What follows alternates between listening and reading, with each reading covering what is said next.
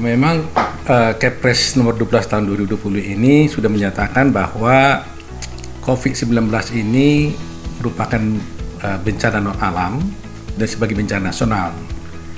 Nah, kalau Anda tadi bertanya tentang bagaimana itu kaitannya dengan force majeure, ini perlu mendapat penjelasan pada masyarakat karena banyak sekali orang yang keliru seakan-akan menganggap bahwa apakah Kepres ini sendiri bisa dipakai sebagai alasan force majeure atau apakah dengan demikian jadi hutang nggak perlu dibayar, kan kira-kira begitu. Nah, perlu kita lihat sebenarnya kalau COVID-19-nya sendiri secara umum itu tidak bisa dinyatakan sebagai force majeure. Tapi ketika adanya wabah ini, COVID-19 ini, pemerintah sudah menyatakan bahwa ini adalah bencana nasional dan diikuti oleh peraturan pelaksanaan lainnya, termasuk adalah pemerintah daerah melarang orang melakukan suatu kegiatan untuk berkumpul, melaksanakan suatu usaha, maka ini tentunya berpotensi untuk dikatakan sebagai force majeure. Jadi wabahnya sendiri nggak force majeure karena orang mau kena wabah, orang bisa aja jalan kemana, bisa aja orang bekerja dan sebagainya. Tapi ketika itu orang dilarang untuk melakukan suatu pekerjaan, artinya orang itu tidak bisa melakukan suatu kehendaknya di luar kemampuannya sendiri, baik itu karena keadaan administratif, maupun karena bencana alam, maupun bencana non alam, maka dalam keadaan seperti ini, kalau hal ini membuat dia tidak mampu lagi melakukan suatu kewajibannya atau kegiatannya, maka dia dapat dikatakan bahwa sudah terjadi keadaan force majeure pada situasi pada saat itu. Gitu. Jadi force majeure ini perlu saya jelaskan dulu ya, bahwa force majeure itu ada dua di dalam hukum. Ada force majeure yang sifatnya absolut, ada force majeure yang sifatnya relatif. Yang absolut ini maksudnya adalah bahwa keadaan itu langsung tidak mungkin bisa dilaksanakan lagi karena secara natural itu tidak mungkin dilakukan. Contohnya umpamanya ada seorang penyanyi kontrak kerja dengan seorang produser umpamanya, tiba-tiba penyanyinya mati, kan nggak mungkin kewajibannya dilaksanakan lagi untuk bernyanyi. Nah, itu keadaan yang absolut namanya. Atau saya menyewa rumah, kemudian rumahnya musnah, terbakar, habis. Nah, apalagi yang mau disewa, kan habis, absolut itu namanya. Tapi kalau keadaan yang lain, sebenarnya mungkin bisa dilakukannya pekerjaan itu, tapi karena keadaan sesuatu hal, maka dia tidak mungkin melaksanakannya lagi, ya. Dan kalau dilakukannya itu pengorbanan yang terlalu besar, maka ini dapat dikatakan sebagai keadaan memaksa. Contoh umpamanya, ada orang melakukan pekerjaan borongan, membangun suatu rumah, ya kan? Tiba-tiba ada keadaan seperti ini, pemerintah, Pak Gubernur mengatakan tidak boleh berkumpul. Ya otomatis kan si kontraktor kan tidak bisa mengerjakan pekerjaannya tepat waktu sebagaimana diperjanjikan. Nah, keadaan ini kalau dipaksakan itu kan pasti maka akan sulit kan, dia akan mendapat sanksi. Nah, dalam keadaan seperti ini, inilah Pak dikatakan sebagai keadaan memaksa yang bersifat relatif, ya. Kalau dilaksanakannya akan menimbulkan pengorbanan yang luar biasa pada dia. Jadi, tidak serta-merta Kepres nomor 12 itu tahun 2020 itu langsung kita nyatakan secara umum ini keadaan memaksa. Harus diterapkan pada situasi dan kondisi dan sesuai dengan jenis atau karakter daripada perjanjian yang dibuat antara kedua belah pihak. Nah, force majeure ini biasanya selalu dikaitkan dengan kewajiban debitur yang tertunda. Jadi atau ada kewajiban debitur mempunyai kesempatan untuk menunda pembayaran atau melakukan kewajibannya karena ada force majeure ini, ya. Jadi kalau secara teori sebenarnya force majeure ini kaitannya ini dalam keadaan uang prestasi sebenarnya.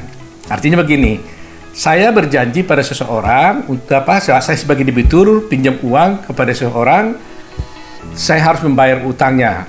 Tapi karena keadaan terpaksa seperti yang keadaan tadi itu yang relatif maupun yang absolut, maka tidak mungkin saya laksanakan kewajiban saya. Nah, kaitannya ini adalah kepada uang prestasi. Kalau saya terlambat membayar kewajiban saya di dalam hukum itu dinamakan saya ingkar janji. Saya namanya uang prestasi. Tapi dengan adanya force majeure, maka kalaulah saya tidak melakukan kewajiban saya tepat waktu, maka saya dengan keadaan force majeure tadi itu dapat dikatakan saya tidak bisa disebutkan sebagai orang melakukan uang prestasi. Itu kaitannya, ya. Jadi Apa yang bisa digunakan oleh seorang debitur kalau dia dalam keadaan force majeure, maka dia bisa mengajukan permohonan penundaan pembayaran. Nah, kalau dia terlambat membayar, kalau bukan karena force majeure, maka dia dikenakan uang prestasi, dia disebut uang prestasi, dan karenanya dia menurut hukum KUH Perdata bisa dihukum untuk membayar ganti rugi biaya dan bunga. Itu kalau uang prestasi. Tapi kalau dengan keadaan force majeure, maka ganti rugi biaya dan bunga itu bisa dimintakan dihapus karena keadaan tidak memaksa sampai keadaan force majeure-nya itu selesai. Nah, lantas orang bertanya, kalau gitu saya bisa nggak bayar utang nggak? Oh, nggak bisa. Utang tetap dibayar. Sampai mati tetap juga harus dibayar. Wali warisnya pun yang punya utang harus tetap membayar hutang gitu loh. Jadi jangan sampai ada pemikiran yang keliru di masyarakat seakan-akan keadaan COVID-19 kita berbondong-bondong nggak mau bayar utang. Oh tidak, tetap Anda harus bayar utang, tapi Anda dalam situasi tertentu bisa menunda kewajiban membayar sampai force majeure itu selesai. Itu yang harus dipahami oleh masyarakat. Jadi jangan sampai ada kekeliruan bagi masyarakat di sini namanya. Sebenarnya nggak perlu ada kekacauan ya, karena kejadian-kejadian seperti ini sudah banyak terjadi sebenarnya ya di dalam praktek ya. Ada orang yang mengatakan bahwa perlu pemerintah membuat kepres ya. Ada yang mengatakan begitu, saya lihat, untuk menyatakan apakah ini keadaan force majeure atau tidak. Saya pikir itu nggak tepat. Keadaan force majeure atau tidak bukan pemerintah yang menyatakannya. Force majeure atau tidak itu natural yang terjadi, itu hakim yang menyatakan apakah betul keadaan ini sudah merupakan keadaan memaksa, force majeure atau tidak. Jadi bukan karena pemerintah mengatakan bahwa ini adalah force majeure. Nggak bisa begitu. Yang bisa dilakukan oleh pemerintah adalah ini adalah bencana nasional, darurat kesehatan, ya kan?